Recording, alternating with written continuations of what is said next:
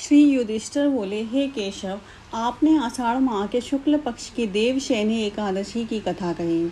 अब आप कृपा करके श्रावण माह के कृष्ण पक्ष की एकादशी का नाम तथा गुण वर्णन कीजिए। श्री कृष्ण जी ने कहा कि हे राजन, एक बार नारद जी ने पितामह भीष्म जी से यही प्रश्न किया था। तब भीष्म पिता ने कहा कि हे नारद जी, यह प्रश्न बड़ा ही महत्वपूर्ण और लोक कल्याण की दृष्टि से बहुत ही उत्तम है।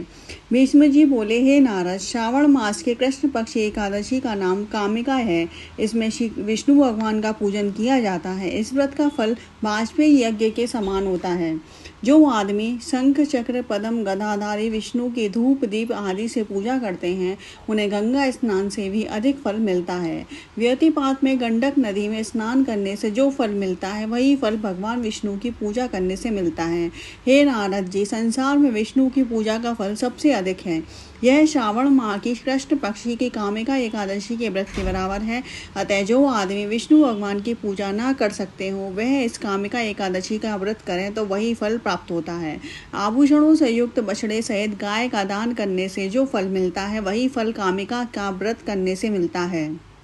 अतः यह कामिका एकादशी का व्रत अवश्य करना चाहिए। जो प्राणी इस कामिका एकादशी का व्रत विष्णु भगवान की भक्ति सहित पूजा करते हैं, उनसे पितृ देवता नाग किन्नर आदि सभी प्रसन्न हो जाते हैं, क्योंकि इस व्रत से इन सब की पूजा हो जाती है। इस व्रत के प्रभाव से समस्त पाप नाश हो जाते हैं। संसार में फंसे हुए प्राणी के पापों का समाप्त करने के लिए कामिका एकादशी के व्रत के अतिरिक्त अन्य कोई उत्तम उपाय नहीं है। स्वयं श्री हरि ने भी नारद जी से अपने मुख से कहा कि मनुष्यों को आध्यात्म विद्या में जो फल मिलता है, उससे अधिक फल पवित्रता एकादशी का व्रत करने से मिलता है।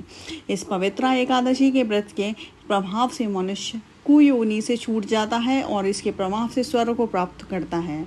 जो मनुष्य पवित्र एकादशी के दिन भगवान विष्णु की भक्ति सहित तुलसी से पूजा करता है, वह मनुष्य पापों से मुक्त हो जाता है। नारद जी, तुलसी दल से भगवान की पूजा करने का फल 1 भार स्वर्ण और 4 भार चांदी के दान के बराबर के है। श्री विष्णु का नाना प्रकार के मिष्ठान, धन, रत्न, मोती, आभूषण, मणि इत्यादि से इतने प्रसन्न नहीं होते कि जितने कि तुलसी दल से प्रसन्न होते हैं। इसलिए तुलसी दल से भगवान विष्णु की पूजा करने वालों के समस्त पाप नष्ट हो जाते हैं। हे नारद जी, स्वयं श्री विष्णु भगवान तथा उनके प्रिय तुलसी को नमस्कार करता हूँ, क्योंकि तुलसी जी के दर्शन करने से ही मनुष्य के समस्त पाप नष्ट हो जाते हैं और स्पर्श करने से प्राणी मात्र पवित्र हो जाता है। जल से तुलसी जी को स्नान कराने से मनुष्य की समस्त यम यातनाएं नष्ट हो जाती हैं। जो मनुष्य कामिका एकादशी के व्रत कर श्री विष्णु की तुलसी से पूजा कर रात्रि को कथा कीर्तन जागरण करते हैं, दीपदान करते हैं, उनके पुण्यों के लिखने में चित्रगुप्त भी असमर्थ रहते हैं। और जो मनुष्य दीपक जलाते हैं, उनके पितृगण स्वर्ग में सुधा पान करते हैं। जो मनुष्य भगवान के सामने घी या तेल का दीपक जलाते हैं, उनको सूर्य लोक में सहस्त्रों दीपकों का प्रकाश मिलता है। इस दूध का सागर लेना चाहिए। अतः यह थी कामिका एकादशी की व्रत कथा। भक्तों, आप बताइए कमेंट्स में ये कैसी लगी और जय श्री राधे भक्तों।